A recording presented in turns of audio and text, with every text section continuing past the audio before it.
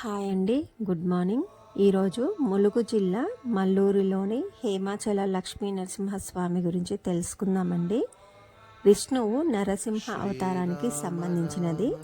ఇక్కడ స్వామి విగ్రహం మనిషి శరీరంలో మెత్తగా ఉండడం, చెమటలు పట్టడం వంటి అద్భుత విశేషాలతో శ్రీరాముడు రావణుడి సోదరి శూర్పణఖకు ఈ స్థలాన్ని బహుమతిగా ఇచ్చినట్లు విజయనగర రాజులు కాకతీయుల కాలంలో ఈ ఆలయం అభివృద్ధి చెందిందని స్థానిక కథనాలు చెప్తున్నాయి.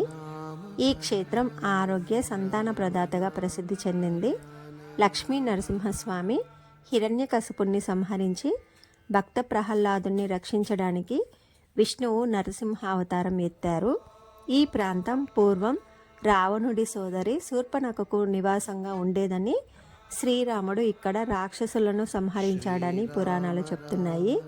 మల్లూరులోని లక్ష్మీ నరసింహస్వామి విగ్రహం మానవ శరీరాన్ని పోలి మెత్తగా ఉండడం, చెమటలు పట్టడం వంటివి ఇక్కడ ప్రధాన విశేషాలు.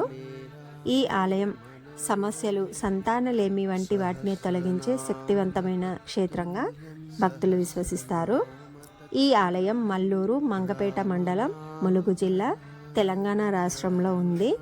మీరు కూడా ఒకసారి ఈ ఆలయాన్ని దర్శించండి. కంటెంట్ నచ్చితే మన ఛానల్ సబ్స్క్రైబ్ చేసుకొని వీడియోస్ అన్ని లైక్ చేయండి. Thanks for watching.